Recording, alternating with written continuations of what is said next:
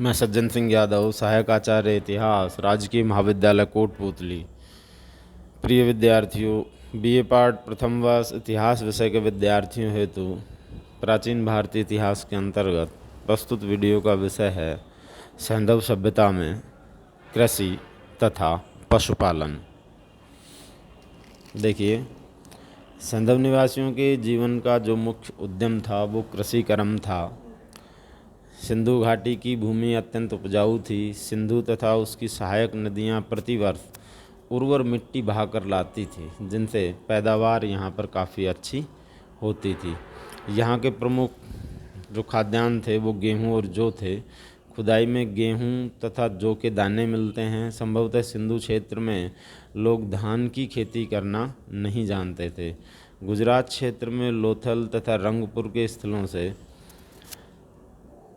मृत भांडों में लिपटे हुए धान की भूसी मिली है, जो अत्यंत निम्न कोटि की है। धान की खेती किए जाने का स्पष्ट जो प्रमाण हमें मिलता है वो हुल्सा से मिलता है, किंतु यह जो प्रमाण है यह उत्तर हड़प्पा कालीन माना जाता है। लोथल तथा रंगपुर से बाजरे की खेती किए जाने का प्रमाण हमें प्राप्त हुआ है। रोजड़ी से बाजरे की 6 किस्में जैसे सांवा, कोदो, रागी, ज्वार आदि पहचानी गई हैं। हड़प्पा में मटर तथा तिल की खेती होती थी। सूती वस्त्रों के अवशेष से यह निष्कर्ष निकलता है कि यहाँ के निवासी कपास उगाना भी जानते थे। सर्वप्रथम यहीं के निवासियों ने कपास की खेती को प्रारंभ किया। ऐतिहासिक काल में मेसोपोटामिया में कपास के लिए सिंधु शब्द का प्रयोग किया जाने लगा तथा यूनानियों ने इसे सिंडन कहा, जो सिंधु का ही यूनानी रूपांतरण है। फलों में केला, नारियल, खजूर, अनार, नींबू, तरबूज आदि का उत्पादन इस क्षेत्र में होता था। सिंचाई के लिए नदी से पर्याप्त जल प्राप्त हो जाता था। मिट्टी नरम होने के कारण पाषाण अथवा कांस्य निर्मित उपकरणों की सहायता से खेती की जाती थी। डी कौशाम्बी का विचार है कि सैंधव निवासियों के पास भारी हल नहीं था तथा वे पाषाण निर्मित कुदाल की सहायता से खेती कर लेते थे, किंतु उनका यह विचार तर्कसंगत नहीं लगता, क्योंकि कालीबंगा में सैंधव संस्कृति के पूर्व के स्तरों से नगर की सुरक्षा प्राचीर के बाहर जुते हुए एक खेत के साक्ष्य मिले हैं। जैसा यहाँ के लोग न केवल हल द्वारा खेत की जुताई करते थे, अपितु एक ही खेत में एक साथ 2 फसलें भी उगाना जानते थे। संभव है कि उनके हल लकड़ी के रहे हों जो अब नष्ट हो गए हों, क्योंकि हल के अभाव में व्यापक पैमाने पर कृषि की कल्पना नहीं की जा सकती।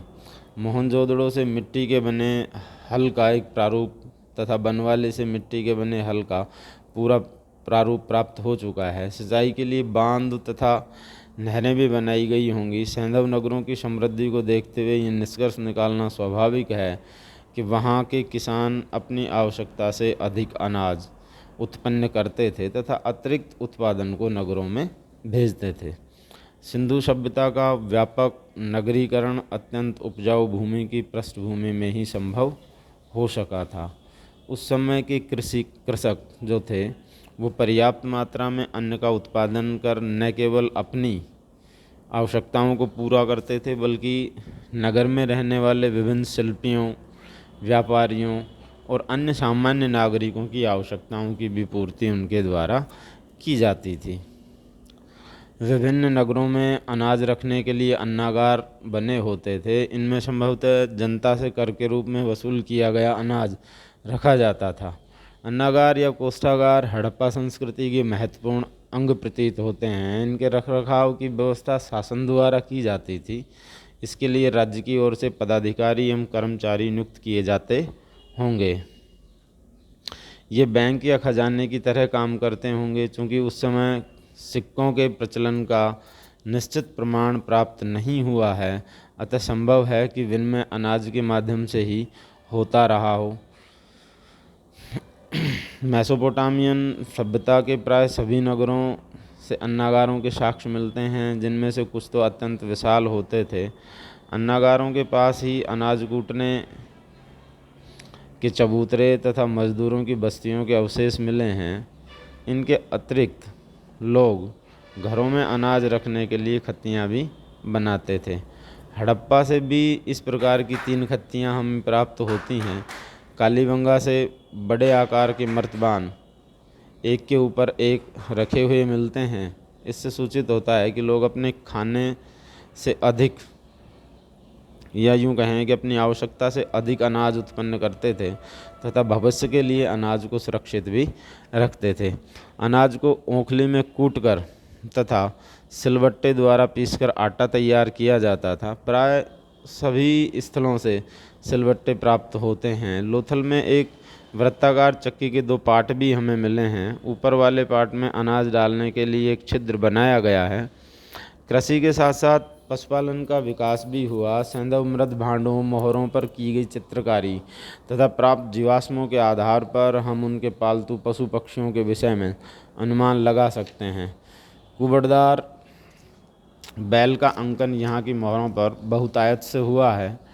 अन्य पालतू पशुओं में बैल, गाय, भैंस, कुत्ते, सूअर, भेड़, बकरी, हिरण, खरगोश आदि थे। हाथी से भी सैंधव निवासी परिचित थे, क्योंकि हाथी दांत का प्रयोग कलात्मक वस्तुओं के निर्माण में यहाँ पर किया गया है।